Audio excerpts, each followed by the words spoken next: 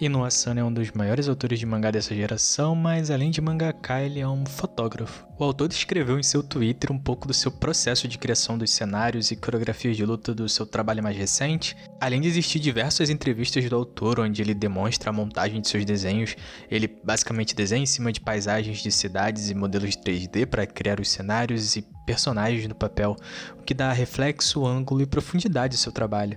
É como se ele fotografasse e construísse na sua mente todas as cenas que compõem suas histórias. Acho que é por isso que suas obras trabalham muito com diferentes perspectivas de cenários, acontecimentos, realidades e sentimentos. Em uma de suas entrevistas, ele menciona que em Boa Noite Pum Pum, sua obra mais renomada e surreal, uma das subtramas centrais, também a mais absurda, realmente aconteceu. Isso no mangá, onde assistimos tudo pela visão distorcida da mente deturpada do protagonista, personificada por um pássaro. Apesar de ser a obra mais surreal, é a que mais se aproxima dos absurdos da realidade subjetivamente, dos prazeres e maldades que existem. Mas é em sua última obra finalizada que sinceramente me chamou a atenção pelo nome? Cara, esse nome é genial. Que o autor decide explorar temas mais coletivos. Inicialmente no mangá acompanhamos o último do que seria o ensino médio das meninas. Katude é meiga e serena, entretanto acompanha todas as loucuras de sua melhor amiga, enquanto Otan é pirada e de longe a personagem mais engraçada. Porém, o grande problema é que há 3 anos atrás uma nave gigante apareceu sobre os céus de Tóquio e desde então a humanidade está em guerra com esses invasores. Apesar da história se focar nas duas protagonistas e suas amigas, elas são apenas uma subtrama. O real conflito está no que está acontecendo no mundo, revelado gradualmente pela perspectiva delas. É interessante que o mangá, que iniciou em 2014 e terminou durante a pandemia, se encaixe perfeitamente como uma analogia ao novo normal. Isso porque torna-se normal o fato de ter uma nave sobre a cabeça delas. Entretanto, elas só querem viver o resto da vida escolar. Enquanto Katude está dando em cima de seu professor, sua amiga toma coragem para se confessar para o garoto que gosta. Ryotan escuta notícias do rádio no terraço da escola. Graças aos esforços das forças armadas, a situação voltou ao normal. Isso porque, contudo, a vida delas continua, claro, mas com a diferença da nave gigantesca ao horizonte. E para Otan, saber como se deu a investida da amiga é mais importante do que as notícias sobre o exército. Se você não tem coragem, pelo menos tenha peitos, vai dizer sobre. Mas no fundo o que elas querem de verdade é se rebelar contra esse sistema. Uma hora Otan diz, a verdadeira ameaça da humanidade não são os alienígenas, mas eu, o que não deixa de ser verdade. O mangá tem esse contraste de estilo mais popular com meninas moe, mas eu sinto que essa obra é uma das mais artísticas narrativamente, onde o autor se deixou experimentar diversas ideias.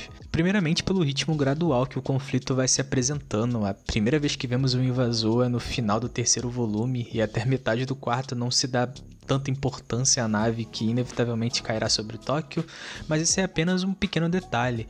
Antes disso, para as meninas nada mudou, ou pelo menos elas quisessem isso. Em quase todos os capítulos se inicia com notícias, Japão desenvolvendo armas, supostos ataques de invasores onde não se tem feridos e protestos pelos direitos dos invasores. Os acontecimentos da cidade aparecem como um personagem e naturalmente as meninas se tornam parte desse conflito. Mas antes, o mais importante para elas é passar no vestibular.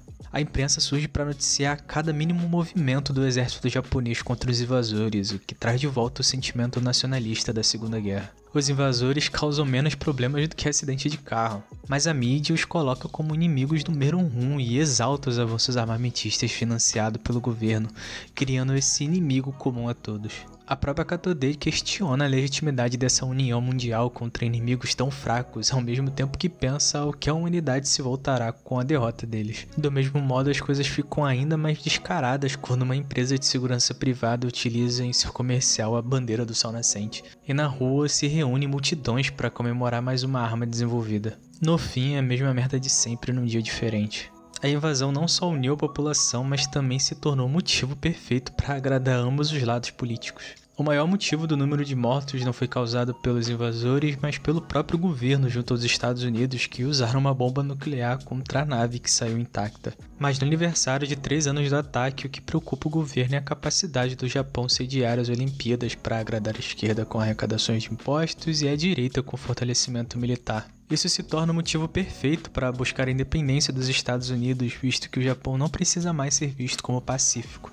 Agora, a única potência mundial capaz de lutar contra os inimigos da humanidade são eles, vão dizer. Enquanto a mídia tradicional deixa apreensivos os mais velhos, as falsas informações nas redes se misturam com os fatos, manipulando jovens arrogantes e bem-intencionados. Ken torna-se extremamente presunçoso e paranoico com a enxurrada de informações consumidas diariamente, o que começa a atrapalhar seu relacionamento. Mas com a morte da pessoa que negligenciou, ele se transforma em um psicopata vingativo, líder do grupo de extermínio dos invasores. Da mesma forma, Takimoto decide estudar em Tóquio, mesmo com todos os avisos sobre a cidade, para lutar pelas suas convicções e tirar suas próprias conclusões sobre o conflito. Ela acaba se juntando ao movimento estudantil que luta pelo reconhecimento dos direitos dos invasores, que enfraquece ao longo do tempo e se vê no limiar da radicalização, ambos manipulados pelos movimentos extremistas causados pelo medo e ideologia. O povo clama o empresário, colocando em um pedestal pelo desenvolvimento da tecnologia supostamente para o bem-estar da população.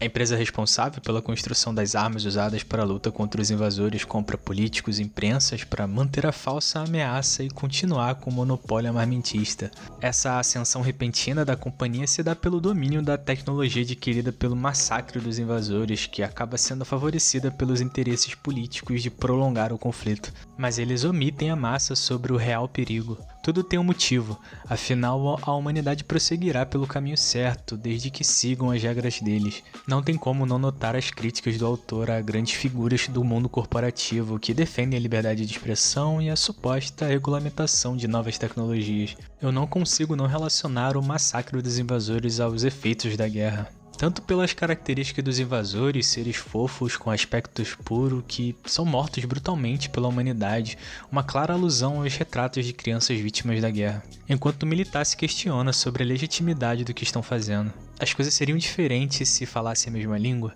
apesar desse fato nunca ter nos impedido de entrarmos em guerra. Talvez seja melhor assim, ele pensa. A verdade é que na guerra as pessoas do lado vencedor se imunem do real sofrimento causado pelo detrimento moral para a própria satisfação. Mas o mangá aborda muito mais assuntos, o motivo da invasão, a luta interna na nave e os infiltrados na superfície. A guerra ideológica parece estar tanto na terra quanto no céu.